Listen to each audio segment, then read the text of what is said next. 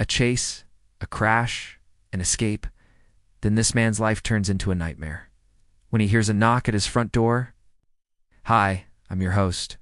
This is Another Channel." Today we have a very special story from the USA. Let's begin. Casey was trying to get away with a small inheritance after swindling money from an elderly woman that had become like a grandmother to him. He had managed to successfully escape from the police for 2 days, but his luck had just run out. There were 3 cops surrounding his car, and they were all pointing their guns at him. Casey slammed the accelerator down and the engine roared.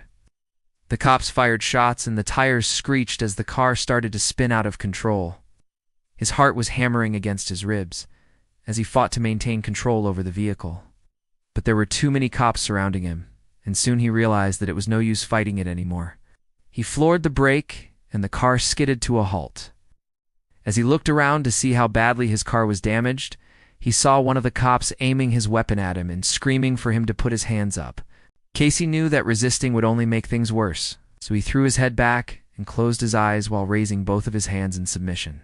As the officer approached him with his gun still pointed at him, Casey began to quietly sob, because he knew that there was no way out of this situation. The last thing he wanted was to be sent to jail for the rest of his life.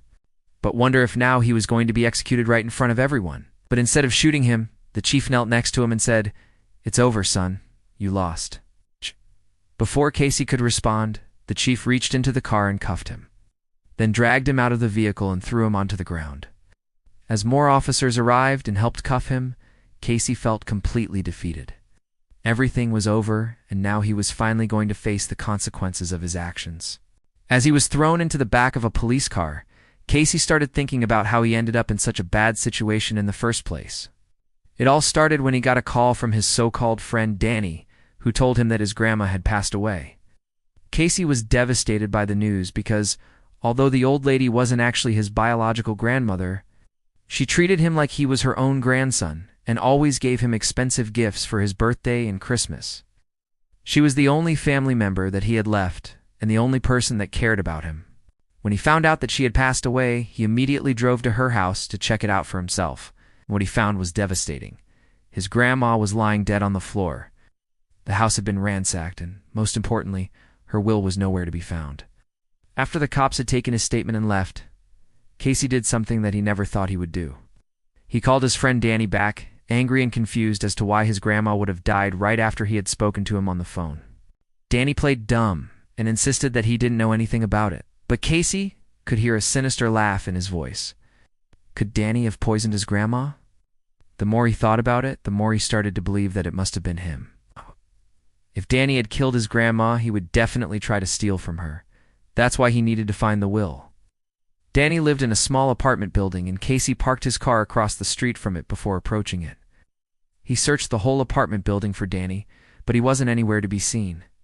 Casey didn't want to leave empty-handed, so he started looking around the apartment for clues as to where Danny was hiding. That's when he found it, the will.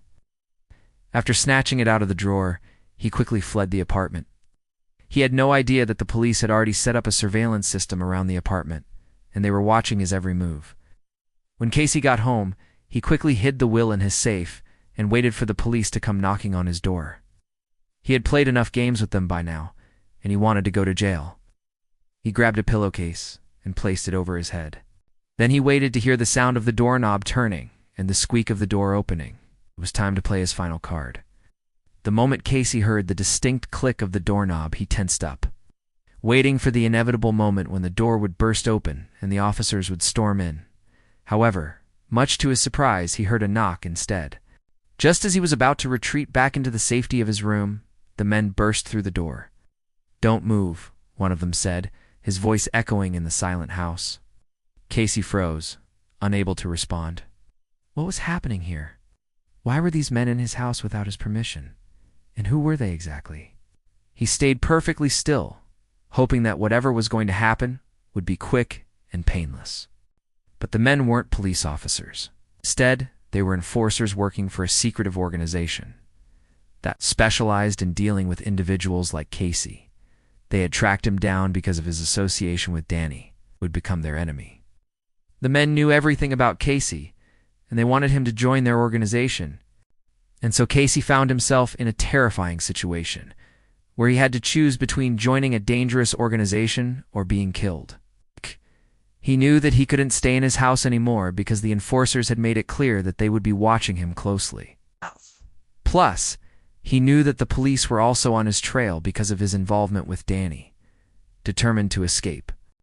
In his desperation, Casey decided to flee his city and start a new life somewhere far away. He drove his car out of town and stopped at random gas stations to refuel and rest. The entire time, he kept his eyes on the road, hyper-vigilant for any sign of pursuit. Every mile that passed, though, reassured him that he might just make it. But the police were closing in on him and soon cornered him in a small motel room. As the police surrounded the room, Casey knew that his time was running out. He had to come up with a plan to escape. That's when he spotted a window that was left unlocked. With adrenaline pumping through his veins, he jumped through the window and landed in a pile of bushes outside the motel. Ouch! Pounding, he ran as fast as he could, not daring to look back.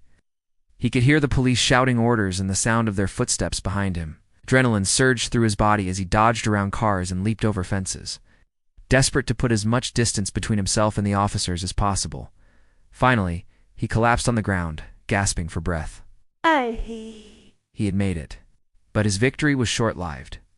The police had used a tracking device on his car to locate him, and now they were closing in on his position.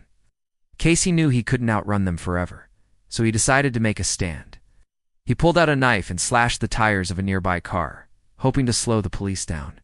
But it wasn't enough. They were almost on top of him. Thinking fast, Casey grabbed a metal pipe and swung it at the nearest officer.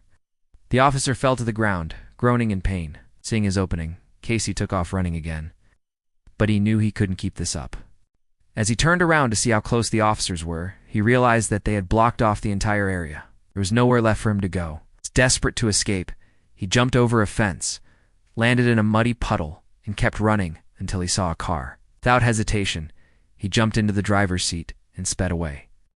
As the police gave chase, Casey weaved in and out of traffic, determined to shake them off. But they were relentless. Finally, he made a wrong turn and ended up in a part of town that he had never seen before. Just as he thought he had lost the police, he heard a loud bang and felt his car skidding. He had run out of gas. The police closed in on him. Casey knew that his luck had finally run out. But as the officers approached his car, they were met with a shocking sight. Two men in dark suits stood in front of Casey, their faces expressionless. "We'll take him from here," one of the men said to the police. Casey was confused, but he knew that he was in good hands. The men led him away from the scene, promising to explain everything later. Casey was brought to a luxurious mansion and introduced to the leader of the secret organization. The leader explained that his organization was dedicated to protecting the balance of power in the world. They had been watching Casey for a long time and believed that he had the potential to be a valuable asset. He offered Casey a chance to join his organization, promising him power and wealth beyond his wildest dreams. But Casey had to make a decision. Would he accept the offer and embrace a life of crime, or would he choose to remain innocent? Well, my friends, this is where our story ends. But yours doesn't have to. If you want to be a part of our community, subscribe now and never miss out on any of our amazing stories. Thanks for watching. Until next time,